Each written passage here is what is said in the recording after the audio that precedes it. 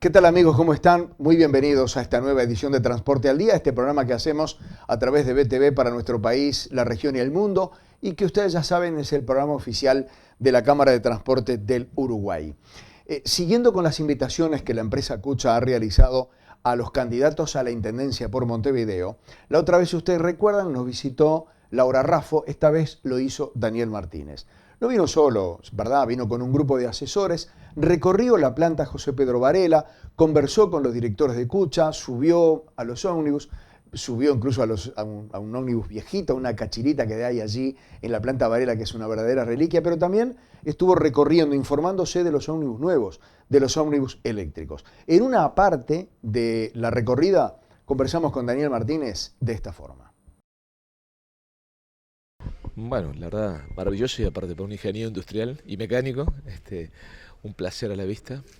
No, yo creo que el nivel de profesionalización, sobre todo toda la parte de rectificación, eso que uno ve, la verdad que es un placer. Uno que se acuerda de hace muchos años cómo se brunía y eso ahora con el nivel de tecnología y de precisión que se hace impresiona, pero también todo lo del recauchutaje, toda la zona de ajuste, ahí uno estaba viendo las cajas de cambio, los árboles de leva, de las diferentes componentes, la verdad que bueno, me parece muy bien, muy serio, que bueno, que tenga su propio respaldo, porque bueno, una empresa del transporte que requiere certeza de cumplimiento, de entrega de la reparación de los equipamientos, que tenga una planta de este nivel, me parece que es lo correcto, ¿no? Y da tranquilidad en cuanto a lo más importante, que es el servicio a los montevideanos y montevideanas. Si llega a acceder de nuevo a la Intendencia, ¿cómo ve, cómo imagina el sistema de transporte? Y bueno, creo que en un permanente cambio, ¿no? Yo creo que a veces cuento los conocidos, hicimos un esfuerzo tremendo, empresas, cooperativas, trabajadores y intendencias para ir generando un cambio positivo en el sistema del transporte.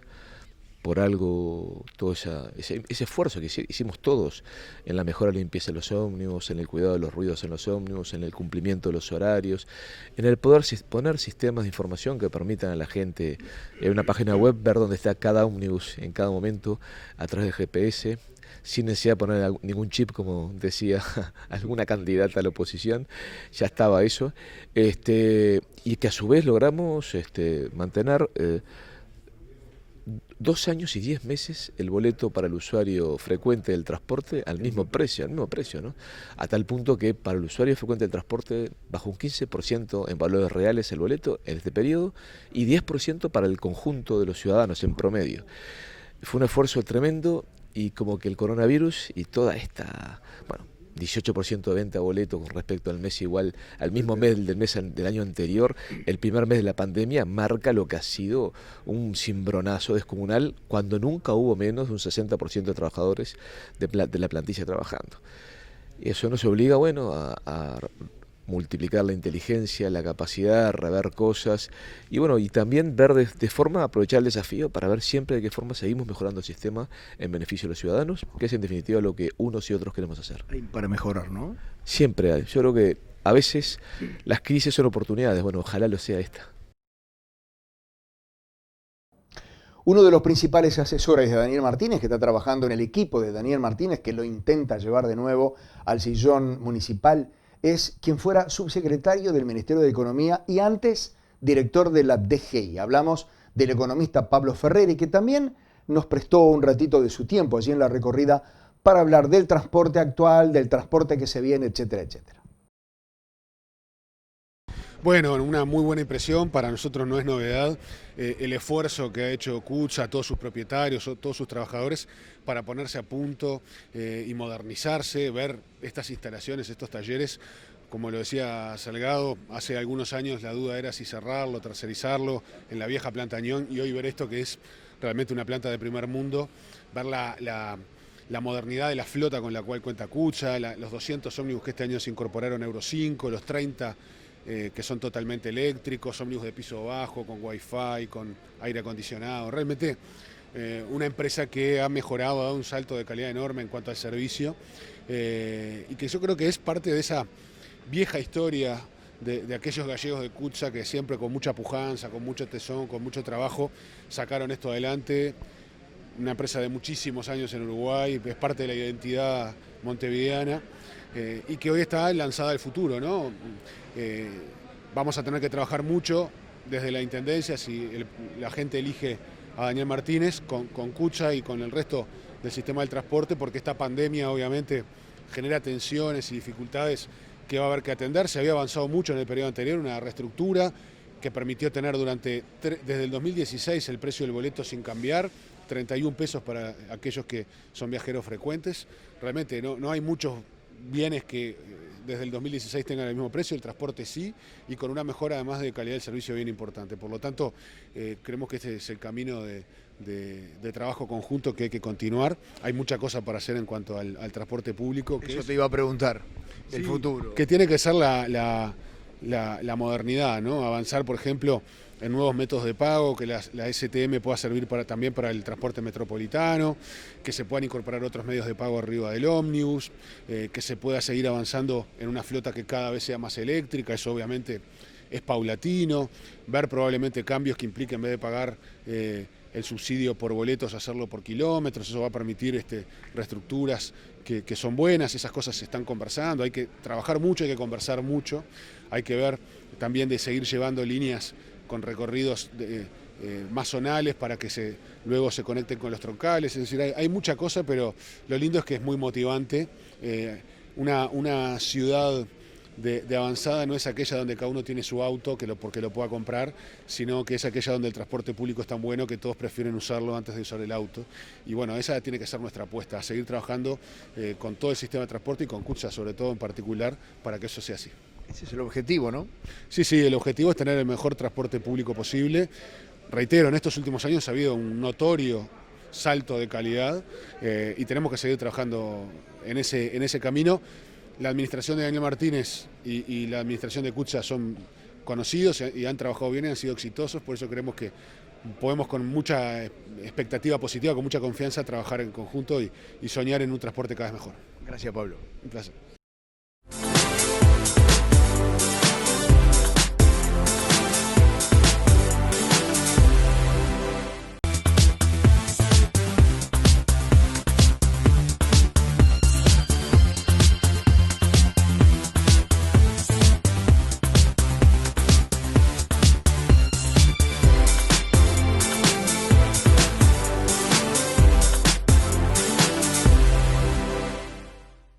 Obviamente, la invitación fue cursada por el presidente de Cucha, Juan Salgado, que como ustedes saben también es el presidente de la Cámara de Transportes del Uruguay. Hablamos con él, porque hablamos de la visita de Daniel Martínez y de su equipo de asesores, pero también de cómo viene la marcha del transporte en general a varios meses de declarada la emergencia sanitaria. Le agradecemos mucho a la gente de Cucha TV porque nos cedió el material que realizamos allí en la planta José Pedro Varela y que ahora compartimos con ustedes a partir de este momento.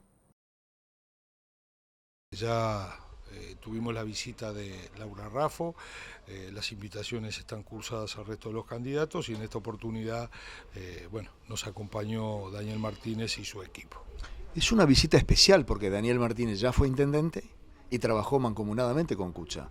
Sí, en el caso de él estuvimos trabajando los últimos años, estuvimos trabajando juntos en algunos proyectos que ahora se está viendo cómo se pueden ir llevando adelante, cuáles son los frutos, y recordábamos que nunca todo el trabajo es en el mejor de los ambientes. Hubo discrepancias, hubo posiciones diferentes. Lo que sí pudimos valorar todos juntos es que lo que no hubo duda de cuáles eran los objetivos. Los objetivos eran brindar un mejor servicio, dar un servicio eficiente, de mejor calidad para la gente, lo más económico posible. Estuvimos recordando que gracias a la utilización masiva de la tarjeta y a las medidas que de alguna manera incentivaron el uso de la tarjeta, pasamos en esta administración desde el 10% que se utilizaba para el pago del boleto con la tecnología a superar el 75%. Esto nos permite hoy al pasajero frecuente ofrecer un boleto que tiene un costo de 31 pesos. Estamos hablando del mismo costo que tenía el boleto en el año 2016. Por lo tanto, son algunas de las cosas que se han logrado. Tuvimos otros proyectos que quedaron en carpeta, que no estaban muy claros. Nos metimos a trabajar en una reestructura en la cual, a partir del 13 de marzo, por la situación de la pandemia, nos obligó a acelerar esa reestructura. Hicimos un repaso de eso, es especial en cuanto a eso, y estuvimos mirando las unidades. Es la primera vez que Montevideo tiene más de 250 unidades con aire acondicionado. Bueno, llegaron, no se puede usar por ahora por la ventilación, pero están y se van a poder usar en el menor tiempo posible. Unidades que tienen todas las facilidades para el tema piso bajo, o sea, la accesibilidad está más que en la justa medida que tiene que estar. Y bueno, y también estuvimos recorriendo el ómnibus eléctrico de las 30 unidades que han venido en esto, que también fue un proceso de trabajo, no solamente con el Ministerio de Industria, que fue importante, sino que además también con las autoridades de la Intendencia. O sea que para nosotros también fue un repaso de algunas cosas que se hicieron, que se están haciendo, y que a consecuencia de esas cosas o de esas medidas que se llevaron adelante, hoy de alguna manera podemos estar llevando la pandemia, yo no diría mejor, pero por lo menos menos mal. Aprovecho esa oportunidad para preguntarle eso, Salgado. ¿Cómo viene la cosa? Desde el 13 de marzo usted ha mantenido una especie de seguimiento muy pormenorizado de la marcha, del transporte, de la marcha de las condiciones sanitarias, etcétera, etcétera. ¿Cómo estamos hoy? Bueno, el transporte hizo dos definiciones muy importantes desde aquel momento. La primera, la que estaba a la vista, era no pararnos en discusiones económicas con las autoridades, ni con las nacionales, ni con las departamentales, sino que es darle la tranquilidad a todas las autoridades, en definitiva, darle la tranquilidad a la gente de que la conectividad iba a estar. Eso nosotros le llamamos la oportunidad de desarrollar y demostrar que somos transportistas, que ante la mínima situación no nos vamos y bajamos la cortina, o no nos vamos y miramos para el otro lado y que la gente se arregle lo que pueda. Esa es la gran diferencia entre el transporte legal y el transporte ilegal. En algunos momentos, algunas plataformas de transporte ilegal que no paga, ni siquiera las plataformas contestaban, simplemente con un mail le dijeron que quedaban fuera de servicio hasta nuevo aviso. Esto es lo que la gente de alguna manera tiene que valorar, y lo que nosotros pudimos, el transporte legal en general y colectivo, pudimos demostrar. Luego de eso, cada día que fue pasando y los hechos nos fueron demostrando, teníamos que tener otro elemento, otra máxima, que era, de qué manera le dábamos garantías a la gente, al que sí o sí tenía que utilizar el transporte colectivo, y a quienes, sin ser obligatorio utilizarlo, podían volver nuevamente a utilizar el transporte colectivo. Y eran los temas sanitarios. Y es al día de hoy que nosotros, más que fanáticos en Cucha, somos obsesivos del tema de la limpieza, del tema de la sanitización, de todas las acciones que se hagan en el ómnibus, en los estacionamientos, de noche, en las oficinas, cuando están en las terminales. El promedio de un ómnibus de Cucha que tiene una limpieza interior es de 3 a 4 veces al día. Cada vez que el ómnibus llega a una terminal, cuando termina de hacer un medio viaje, hay gente esperándolo para cuadrillas especiales que no solamente se preocupan de la limpieza que normalmente era, sino que además está la limpieza en los pasamanos, en los asientos. La medida de haber eliminado las cortinas de todas las unidades, bueno, ha sido muy acertada. Por dos aspectos. Primero, porque da una, como primer golpe de vista, la impresión de más limpio, porque a veces las cortinas no estaban en las mejores condiciones. En segundo lugar, hemos hecho un convenio en el cual estamos poniendo unas placas de seguridad. No son vidrios negros simplemente, son unas placas de seguridad que permiten, por ejemplo, que los rayos UV entren dentro de la unidad y, bueno, es un producto que está autorizado por una fundación internacional que se dedica a tratar los temas del cáncer.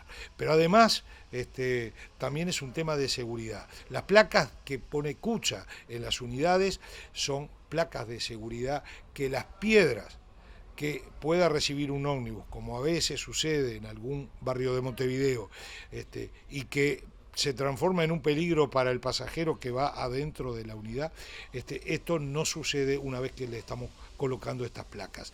La piedra no pasa, no se rompe la placa, más allá de que se astille el vidrio, y esto es un tema de un elemento también de seguridad.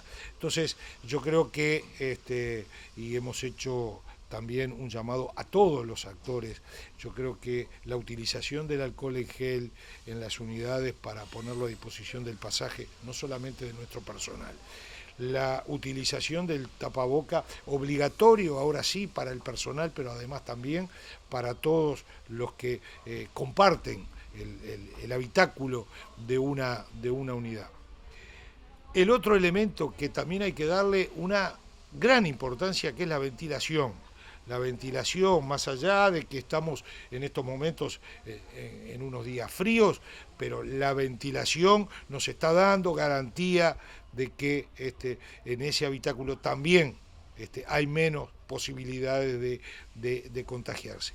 No tenemos que olvidarnos que por nuestros mostradores, por nuestros ómnibus en Montevideo pasan 350.000 personas, a pesar de la poca venta de boletos que hay, 350.000 personas distintas por día, que esas personas hacen 2 viajes de 20 minutos, ida y vuelta se supone, de 20 minutos cada uno de los viajes. O sea que esas personas están en un contacto donde en alguno de esos viajes no le podemos brindar la distancia social permitida, pero sí tenemos que brindarle lo demás: tapabocas, alcohol en gel, ventilación y limpieza, lo que las empresas inviertan, y digo inviertan, no digo gasten, los que inviertan en todo el tema de la limpieza de las unidades y desinfección interior y exterior es una gran inversión, porque en primer lugar, con todas esas medidas, ¿a quién estamos protegiendo? Claramente a nuestro personal, que está en la primera línea de fuego, pero además estamos protegiendo a quien utiliza el sistema de transporte y le estamos diciendo: ustedes tengan confianza, ustedes utilicen el sistema de transporte, porque van a estar en un lugar seguro. El transporte colectivo de Montevideo les da garantías para que pueda ser utilizado. Gracias, Juan.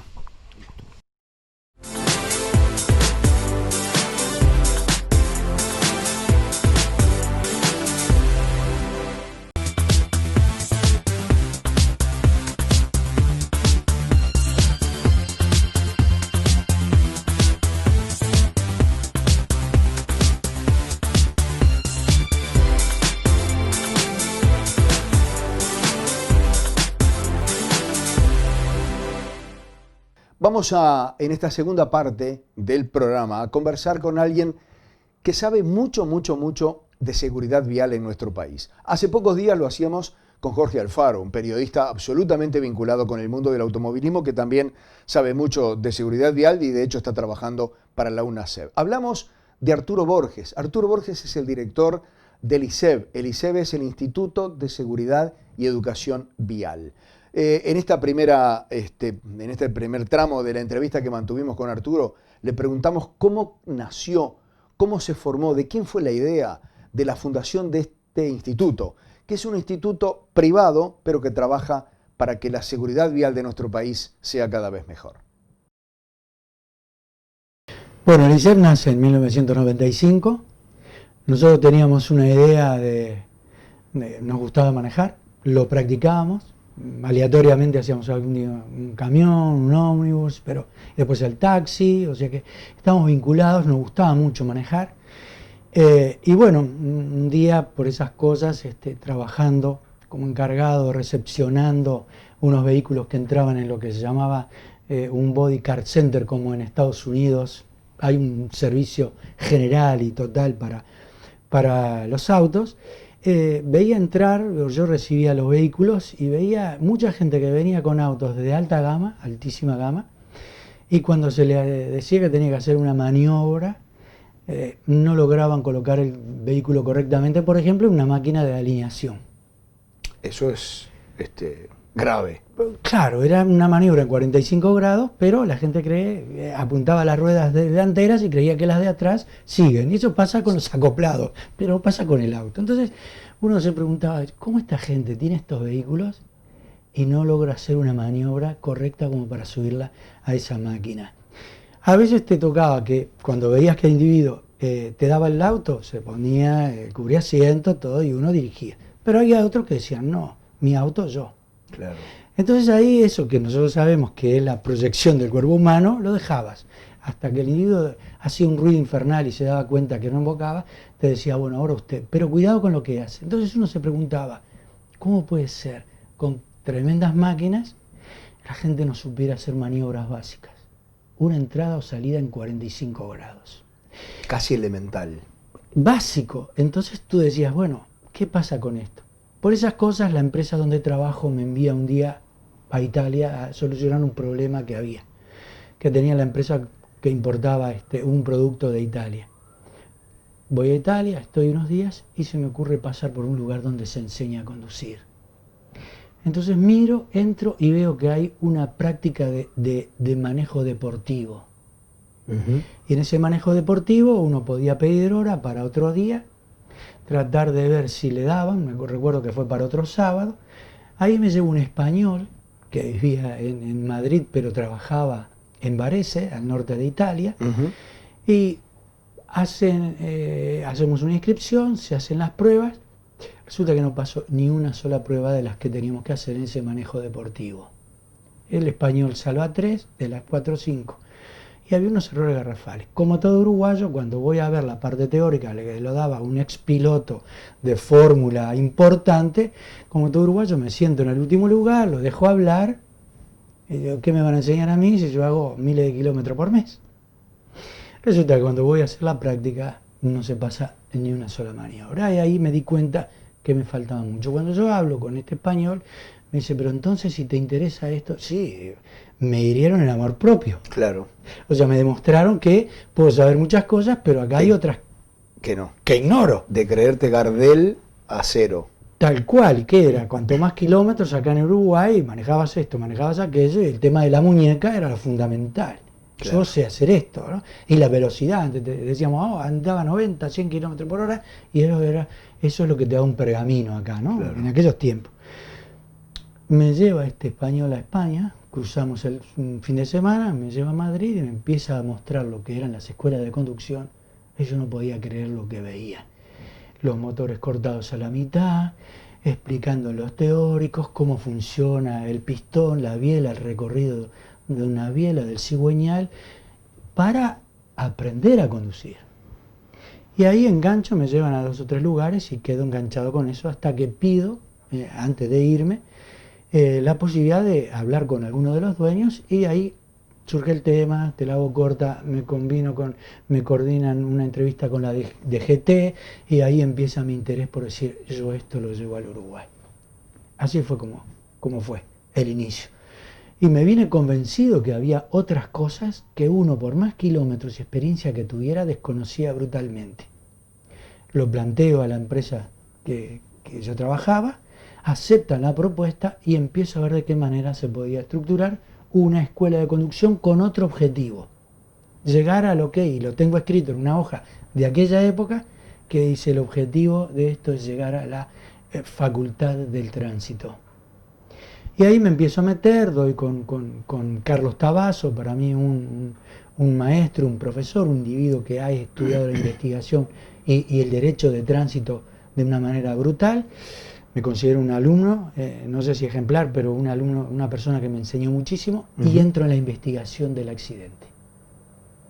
Y cuando empezamos a ver el porqué, las causas, la investigación me atrapó. Porque ahí dije: yo esto no lo hago porque no sé que hay que hacerlo. Ajá. Y ahí hay un quiebre. Entonces la gente conduce mal porque no sabe cómo hay que hacerlo. Y ahí entendés cómo ya en el mundo, estoy hablando del año 92, 93, el mundo tendía a que la formación del conductor era un insumo sine qua non para ser un buen conductor en la práctica.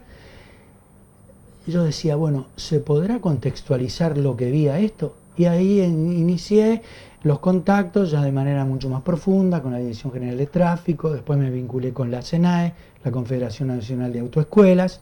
Me invitaron a participar, estuve invitado el día que se inauguró por parte de la DGT la licencia del permiso por puntos en España, fui invitado, y ahí seguí viaje y no paré. Tuve otras posibilidades, conocer gente de la Universidad de Valencia, pude realizar una especialización en accidentología en la Universidad de Valencia, en el grupo Inforce, y hasta el día de hoy, bueno, es un elemento que trato de aplicar en la investigación del siniestro. ¿Qué hacemos nosotros? De esa investigación del siniestro, que ya hace prácticamente 16 años que hacemos, uno recorre cárceles, juzgados, empresas, y trata de aportar algo después a los aspirantes o a los que se vinculen con la posibilidad de decir, bueno, ¿puedo ser mejor en esto? Entonces nosotros tenemos una base teórica que es excluyente, o sea, nosotros no prestamos el vehículo, ni el auto, ni el camión, ni el ómnibus, si previamente el individuo no tuvo por lo menos 14 horas de teoría, porque pensamos que igual que en el mundo entero, la teoría es más importante que la práctica. ¿En qué sentido? En que de la misma manera que cualquier otra profesión, el abogado, el ingeniero, el escribano, el arquitecto, pasan por un periodo de determinada cantidad de años buscando el fundamento técnico para después ejercer la práctica, en el Uruguay el pensamiento es que la práctica te dé el fundamento necesario para ser un buen conductor. Claro. Y en el interín vas a lo mejor cometiendo delitos. Claro, y entonces decir que la habilidad o la coordinación visomotora con la que podemos nacer con ciertas aptitudes, hay que agregarle otra cosa que es fundamental, que es la actitud. Arturo, brevemente así completamos este primer bloque con esta historia. Si el 0 es el que no sabemos nada, ni de práctica ni de teoría, y el 10 es el ideal, ese que por el cual vos pasaste en España o en algunos otros países, ¿en qué lugar de ese recorrido de 1 a 10 o de 0 a 10 estamos nosotros? Mira, siendo muy conservador, estamos, ponele, en este momento entre un 4 y un 5. Vemos que hay muchas empresas que están tratando de invertir en la capacitación. Ajá. Sobre todo, ¿por qué? Porque hay mucho know-how que viene del exterior y lo primero que dicen es la selección del personal conductor pasa por otros elementos. Descubra si el perfil que yo tengo, tengo los candidatos apropiados. Y esto es un elemento muy importante.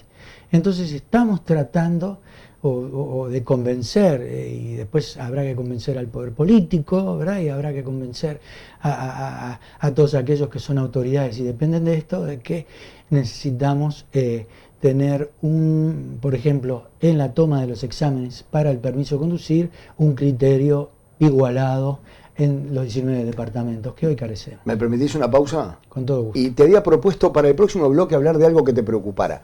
Pero ¿qué pasa si seguimos hablando de esto? Es decir, ¿cómo deberíamos adaptar nuestra realidad a lo que realmente se necesita?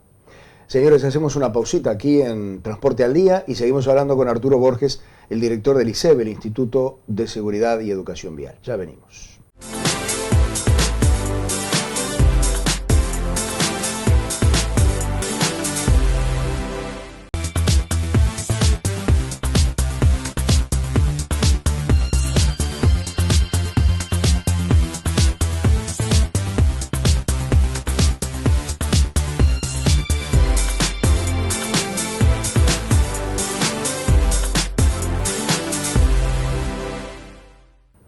Bien amigos, continuamos adelante con Transporte al Día, este programa oficial de la Cámara de Transporte del Uruguay. Seguimos hablando con Arturo Borges, el director del Instituto de Seguridad y Educación Vial, y habíamos quedado como que pendiente en algo de lo cual ya veníamos hablando, y es de qué forma nos preparamos los conductores de vehículos para salir a la calle.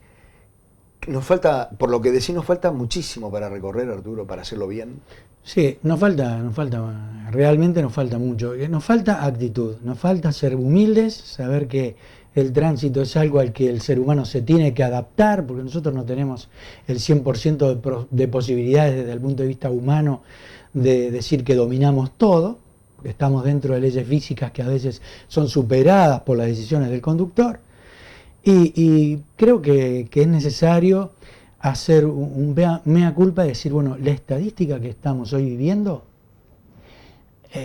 nos tiene que preocupar. Hoy tenemos un país paralizado por el tema del COVID-19. Bueno, yo te diré que las cifras que tenemos en cuanto a los siniestros de tránsito y las consecuencias son aterradoras. Pero cada vez que nosotros hablamos con alguien y preguntamos al día de hoy cuántos muertos lleva el Uruguay, la gente no tiene la menor idea. No. En cambio, sí sabe cuántos han muerto de COVID. Por ejemplo, estamos todos los días esperando a última hora. Y entonces, ¿y cuántos están sufriendo? Bueno, ayer se decía que teníamos 185 personas que estaban padeciendo la enfermedad. Bueno, en Uruguay en este momento tenemos 12.000 padeciendo la enfermedad del tránsito. Tenemos más de 220 muertos. Entonces, yo creo que esto tiene que mover a la población, decir, bueno, hay algo que estamos haciendo mal. Sí. Entonces no podemos tener un fin de semana con 6, 7, 8 muertos en lugares donde la gente se mata sola. Eso es lo peor que puede pasar, ¿no? Pero claro, y uno piensa, porque ¿no? Es casi un suicidio. Pero es que la vida en la ruta parece que no vale nada. Y esta desvalorización que tenemos en la vida a nivel de la sociedad, parece ser que en la ruta menos. Entonces yo creo que el sistema no ha encarado bien la formación del conductor y ha empezado por un elemento fundamental. Va a obtener un permiso de conducir, los requisitos son estos.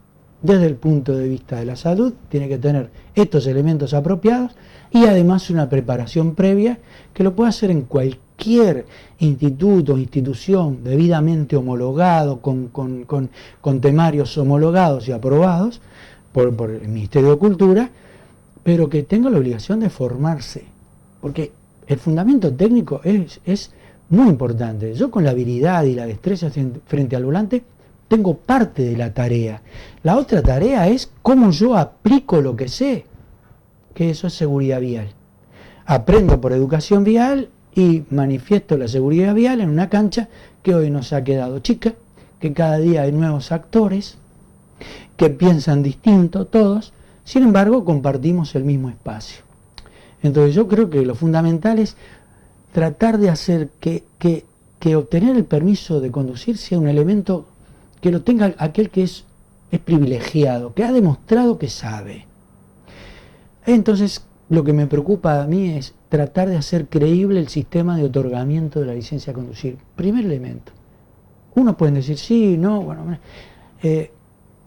necesitamos un examen de conducir que sea el teórico y que después la práctica implique tomar un tiempo realmente destinado a evaluar si ese individuo va a después poder manejar solo o no.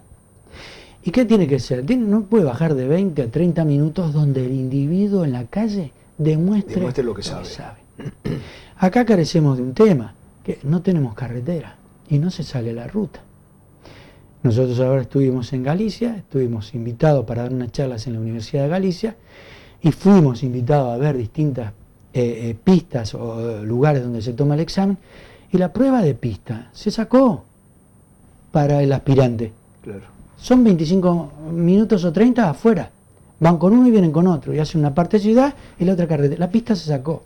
Acá nosotros tenemos 15 minutos de pista y 8 minutos afuera en la práctica. ¿Qué ciudad? Cuando uno lo cuenta... No es carretera. Sí, ¿qué ciudad? Con las limitaciones de la zona, ¿no? Claro. Y no, ruta no existe. No. Entonces, uno cuando va al exterior y dice que un examen práctico dura acá 8 o 10 minutos, te dicen, ¿para toda la vida? Sí. Entonces yo y lo digo con todo respeto, Montevideo es el mejorcito, es mejor en el sentido de que, bueno, están haciendo cosas con fundamento y es muy prolijo. Montevideo, Canelones, y hay otros departamentos que están haciendo la cosa muy bien. Durán está progresando, Rocha también, Salto, ¿verdad? Hay muchas intendencias que están progresando en ese sentido, pero todavía no tenemos un criterio unificado. Hay intendencias que todavía quizás no trabajan con una información directa con el SUSIBE. Eso es una gran falla del sistema, porque claro, si nosotros apuntamos al permiso por puntos, lo primero que tenemos que lograr es la conectividad. Claro. Entonces, esto para nosotros es clave, crear conciencia de que obtener el permiso de conducir es algo que te habilita, pero que no es todo, porque uno no sale después de salvar ese examen siendo un as del volante. Ahora hay un proceso en que el individuo debe entrenarse, debe experimentar, pero debe de tener el fundamento técnico. No vamos a hablar solamente de las leyes, que habría que conocer cosas básicas, ¿verdad?, de la normativa. Porque ¿cómo va a respetar un conductor la normativa si no la conoce? Tal cual.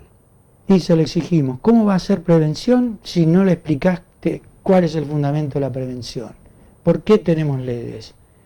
Y después hacer mucho en seguridad vial, ¿no?, que es el celular, la velocidad, el alcohol, la nocturnidad, la lluvia, es decir, hay otros aspectos de seguridad vial. Porque a veces hacer mucho hincapié en la normativa, en la ordenanza, puede ser que dentro de 6 meses haya cambiado y el individuo no se entera. O cuando uno explica la ordenanza, por ejemplo, la nueva ley de tránsito de mediados de diciembre pasado, que el doctor Vázquez promulgó, tiene algunos cambios para el peatón y el ciclista que no se conoce. Más, y para el conductor también. Entonces, cuando hoy uno pregunta, ¿usted leyó las modificaciones que hay para un peatón, para un conductor? Por ejemplo, en el caso de los giros con el semáforo, cómo se dispone a circular el ciclista y qué elementos fundamentales tiene que observar el peatón antes de bajar la calzada. La gente no tiene idea. Y yo creo que esto hay que hacer una campaña y explicar todos aquellos cambios que hay para que el conductor no quede obsoleto. Claro. Que no quedemos para atrás, porque las leyes se van acomodando al contexto, pero no son traspoladas al común de la sociedad. ¿No habría, como sucede con otras cosas, como por ejemplo la licencia de conducir, cuando uno la va a renovar, no da de nuevo un examen práctico ni teórico, simplemente es un trámite administrativo? ¿No habría que cambiar eso y cada 10 años demostrar lo que uno ha aprendido, lo que uno sabe? Porque también con la edad uno va cambiando su forma de ser. Totalmente de acuerdo, Fernando. Y ese es un tema.